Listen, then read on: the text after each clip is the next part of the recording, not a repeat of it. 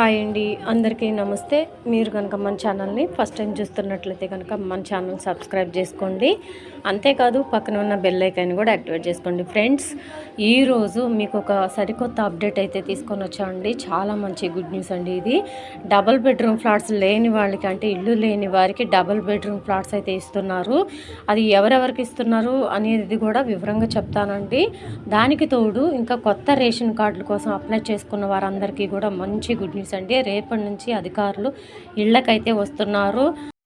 ఎవరైతే ఇళ్ళు లేక ఇబ్బందులు పడుతున్నారో డబుల్ బెడ్రూమ్ ఫ్లాట్స్ వాళ్ళకి ఇవ్వడానికైతే అధికారులు వస్తున్నారండి. దసరా లోపు వీళ్ళకైతే డబుల్ బెడ్రూమ్ ఫ్లాట్స్ శాంక్షన్ చేయడానికి ఇంటింటికి అధికారులు సర్వేకి వస్తున్నారండి.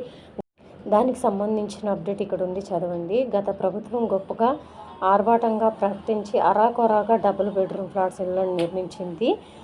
ఇందులో కొంత మాత్రమే పూర్తయ్యాయని, ఈ పూర్తయిన ఇండ్లను లబ్ధిదారులకు ఎంపిక చేసి దసరాలోపు అప్పగించాలని కలెక్టర్లకు రెవెన్యూ శాఖ మంత్రి పొంగులేటి శ్రీనివాసరెడ్డి ఆదేశించారంటండి.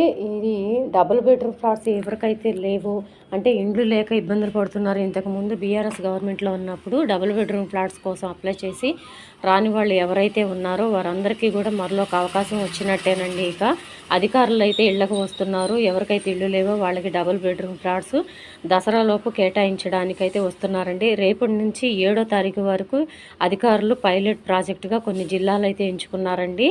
ముందుగా కొన్ని జిల్లాలను అయితే ఎంక్వైరీ చేసి వారికైతే రేషన్ కార్డులు, డబుల్ బెడ్రూమ్ ఫ్లాట్స్ శాంక్షన్ చేయబోతున్నారు. ఇక్కడ చూసారా, మంగళవారం సెక్రటరియేట్లో మన ముఖ్యమంత్రి గారు అయితే ఒక కాన్ఫరెన్స్ నిర్వహించారండి కలెక్టర్లతో మంత్రి ఆయన వీడియో కాన్ఫరెన్స్ నిర్వహించారు. ఇందులో సిఎస్ శాంతకుమారి తదితరులు పాల్గొన్నారు. ఈ సందర్భంగా మంత్రి పొంగులేటి మాట్లాడుతూ ఫ్యామిలీ డిజిటల్ కార్డుల జారీకి సంబంధించి 119 నియోజకవర్గాల్లో 238 ప్రాంతాల్లో పైలట్ ప్రాజెక్టు నిర్వహిస్తున్నామని, ఇప్పటికే ఈ ప్రాంతాలను ఎంపిక చేసినట్లు చెప్పారు. ఎంపిక చేసిన ప్రాంతాల్లో ఈ నెల 3 నుంచి 7 వరకు క్షేత్రస్థాయిలో డోర్ టు డోర్ వివరాలను పకడ్బందీగా సేకరించాలని అధికారులకు సూచించారు. ఈ మొత్తం ప్రక్రియను పర్యవేక్షించేందుకు గాను ప్రతి నియోజకవర్గానికి ఆర్డీఓ స్థాయి, జోనల్ కమిషనర్ స్థాయి అధికారులను ప్రత్యేక అధికారులుగా నియమిస్తున్నట్లు ప్రకటించారు. అలాగే మండలానికి ఒక తహసీల్దార్ను కూడా నియమిస్తున్నట్లు వెల్లడించారు. కుటుంబ సభ్యుల వివరాలను నమోదు, మార్పులు చేర్పుల విషయంలో తగిన జాగ్రత్తలు తీసుకోవాలన్నారు. చూసారు కదండి, ఈరోజు వచ్చిన అప్డేట్ అండి. ఇది న్యూస్ పేపర్లో కూడా రిలీజ్ చేశారు ఈ అప్డేట్ అయితే. ఇకపోతే మనకి రేపటి నుంచి డబుల్ బెడ్రూమ్ ఫ్లాట్స్ ఇళ్లకు సంబంధించిన ఎంక్వైరీ కానీ, రేషన్ కార్డుకి సంబంధించిన ఎంక్వైరీ అధికారులు మీ ఇళ్ళకైతే వస్తున్నారండి. మరీ ముఖ్యంగా మిమ్మల్ని హెచ్చరిస్తున్నాను, మీ ఫోన్ నెంబర్స్ జాగ్రత్త. మీరు అప్లై చేసేటప్పుడు ఫోన్ నెంబర్ ఇచ్చారు కదా, ఆ నెంబర్కి తప్పనిసరిగా ఫోన్ చేస్తారండి. ఒకవేళ మీరు కనుక అందుబాటులో లేకపోతే వాళ్ళకి కొంచెం రిక్వెస్ట్ చేసుకోండి, మేము పలానా పని మీద వచ్చాము, తప్పకుండా మేమైతే అందుకుంటాము, మాకు కొంత సమయం ఇవ్వండి అని చెప్పేసి అని అడగండి. ప్రజాపాలన అప్లికేషన్ పెట్టేటప్పుడు మీరు తప్పనిసరిగా ఫోన్ నెంబర్ ఇచ్చే ఉంటారు, ఆ నెంబర్కి తప్పనిసరిగా కాంటాక్ట్ అవుతారండి. మీరు ఇక్కడ ఒక విషయం తప్పనిసరిగా గుర్తుపెట్టుకోవాలి.